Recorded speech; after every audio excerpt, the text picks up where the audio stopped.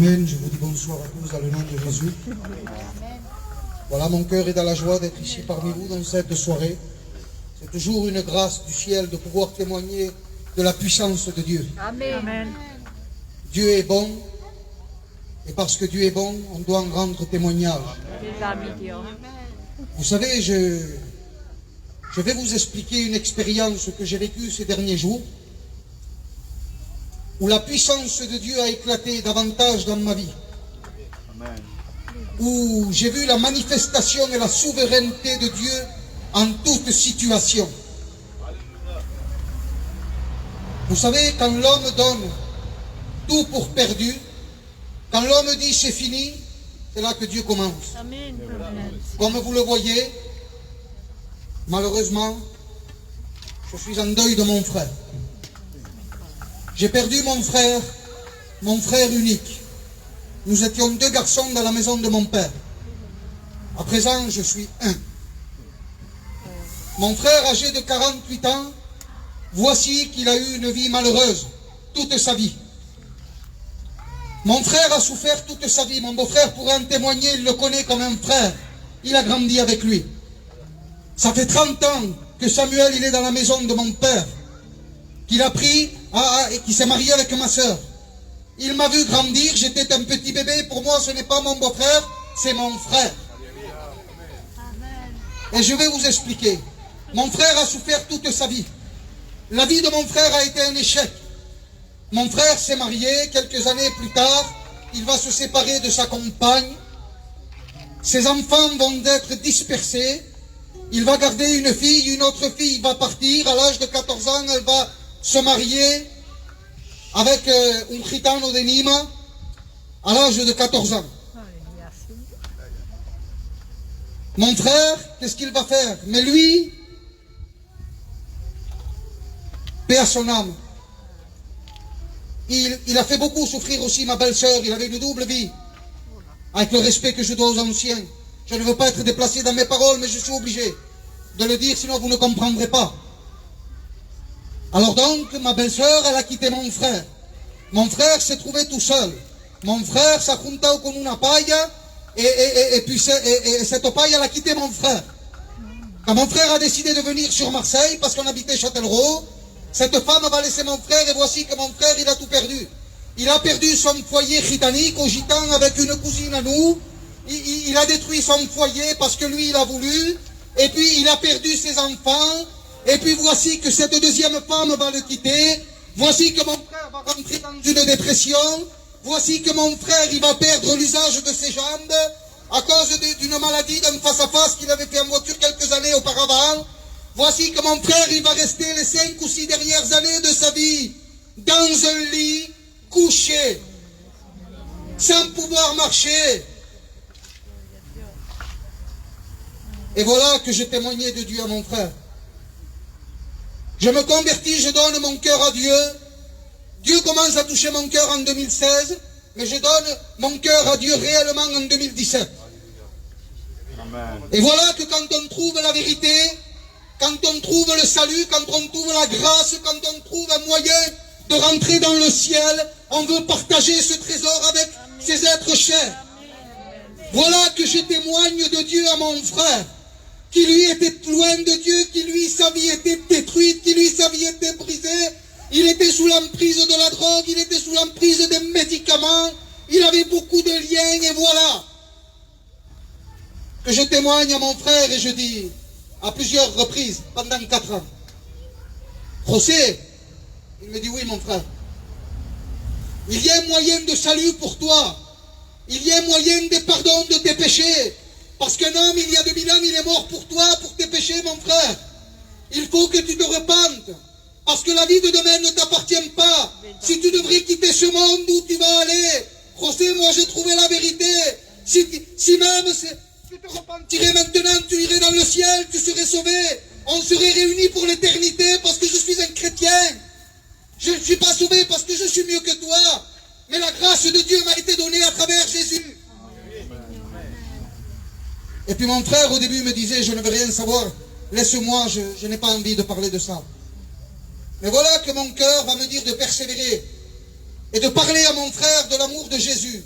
Et je vais continuer à parler de l'amour de Jésus pendant ces 4 ans. Voici que les dernières fois, pour aller au plus court, les dernières fois que je parlais de Jésus à mon frère, quand je lui disais qu'un homme était mort encore pour lui, je lui répétais toujours la même chose. Voici qu'il y a un changement qui s'est fait. Il ne me disait plus, mon frère, je ne veux rien savoir. Il pleurait comme un enfant. Il demandait pardon à Dieu. Il me disait, prie pour moi. Seigneur, on prie ensemble au téléphone, parce que je suis de Lyon. Et mon frère est ici de la campagne évêque à Marseille. 350 km nous séparent, mais voici que la volonté de Dieu nous unit dans la prière et on parle de Dieu. Amen. Seigneur. Mais mon frère n'a pas changé. Il a décidé de rester dans sa situation. Et puis c'est là que je vais rentrer dans mon expérience personnelle. Là, je vous ai simplement présenté la vie de mon frère.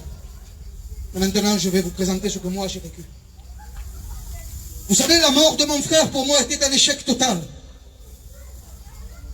Vous savez, par la miséricorde de Dieu, je suis appelé à servir Dieu.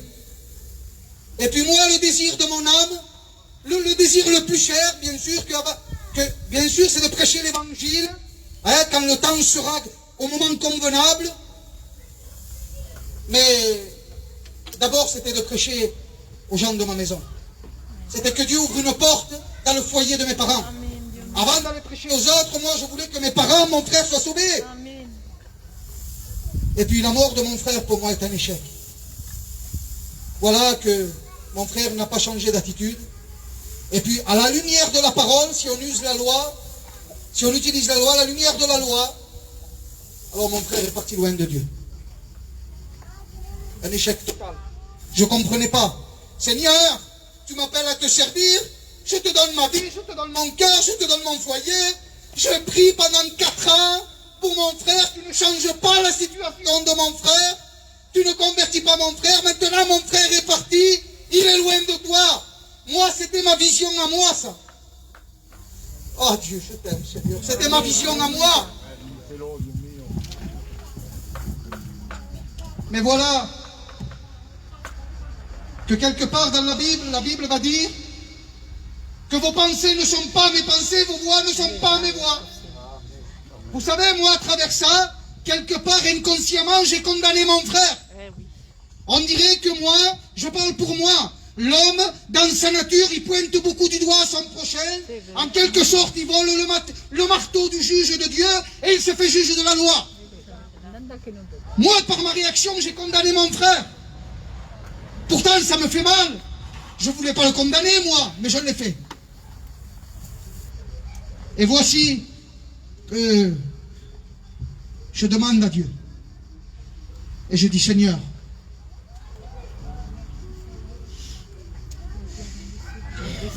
si mon frère est sauvé, Seigneur, je lui ai témoigné de ton amour. Je t'en supplie, confirme-moi que mon frère est auprès de toi. Et voilà qu'un homme vient vers moi et il me dit, Tony, je dis oui. Cet homme, c'est un chrétien, c'est un serviteur de Dieu. Il me dit, ça fait 3 jours, à cet heure-là, que Dieu me donne des songes avec ton frère. Et je vois un vêtement blanc au milieu des nuées. Je vois un rayon de soleil sortir de derrière ce vêtement blanc. Je ne vois pas le visage de ton frère, mais le Dieu me dit que c'est lui. Amen. Et puis il me dit, dile à la maman que estoy con el Seigneur. Alléluia. Le Seigneur. Et il me dit, ça fait 3 jours que Dieu me parle en songe, je ne sais pas comment faire. Je te le dis. Et puis là, à ce moment, je vous dis franc, je n'ai pas réalisé. Mais maintenant, j'ai compris. Dieu a parlé à mon cœur. Et la Bible va dire, jette ton pain à la surface des eaux, avec le temps tu le retrouveras. Amen. Les paroles que j'ai témoignées de Jésus à mon frère, je les ai maintenant retrouvées. Ce que moi j'ai donné comme échec, mes parents sont très durs pour l'évangile, ils sont très durs. Et puis ce que moi j'ai donné comme échec, comme porte dans la maison de mes parents, voici que Dieu va me parler dans mon cœur et il va me dire, la mort de ton frère est la porte ouverte pour le salut pour tes parents. Maintenant, s'ils veulent voir leur fils, il faut qu'ils s'approchent de Dieu. Et de notre moyen, ils n'auraient pas accepté l'évangile. Il a fallu que tes parents passent par là, que toi tu passes par là, tu n'as rien compris. Mais maintenant, la porte est ouverte. La mort de ton frère est une porte ouverte dans la maison. Et là, je dis, merci Seigneur. Et vous savez, la moralité de ça, je vous parle pour moi. Ce que moi, j'en ai tiré comme morale, c'est que l'homme est fort, comme je vous ai dit, pour pointer du doigt, pour condamner, juger. Lui, comme il marche, est perdu. On n'est pas Dieu.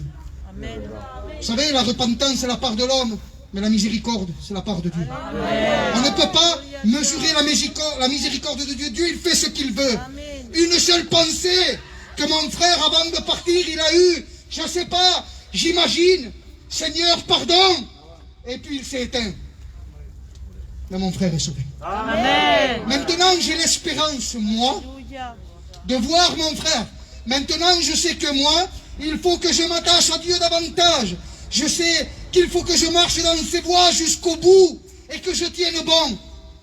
Si un jour mes yeux veulent revoir mon frère dans le ciel. Que Dieu vous bénisse. Je vais essayer de vous chanter un cantique. Amen.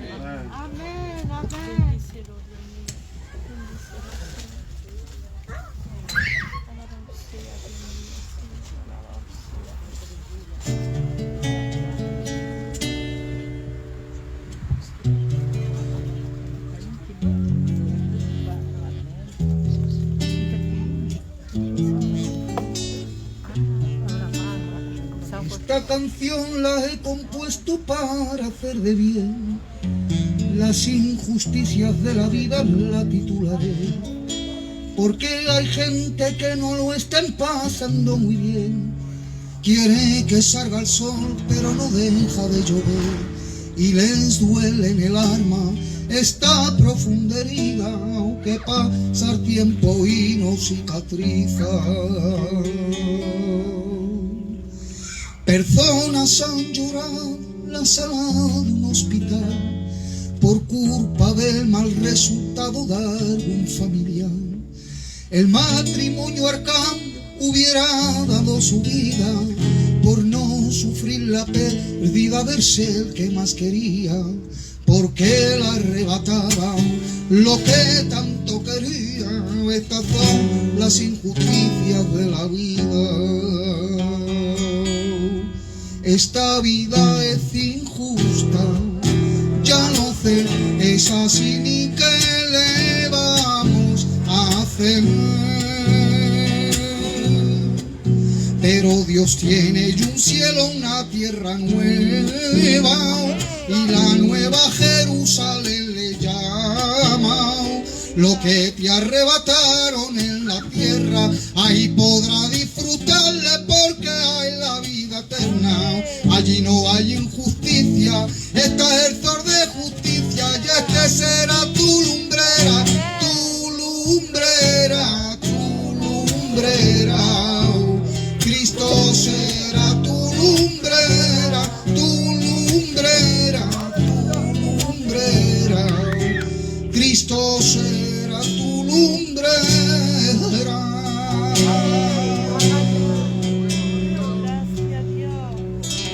Un hombre se levanta para ir a trabajar, va dejando su vida por su puesto laboral. Otro se acuesta ahí, ¿quién se lo puede imaginar? Que de la noche a la mañana no despertará. Su familia le llora y llorando le dicen qué pena no has podido despedirte. Siempre hay una queja que le dice a Dios ¿por qué? ¿Por qué me has hecho esto? Por favor, respóndeme. No le hagas culpable al Dios de lo que te sucede. Entérate que Cristo es el que menos culpa tiene. Él entregó su vida al cambio de la tuya y nunca dijo tú tienes la culpa.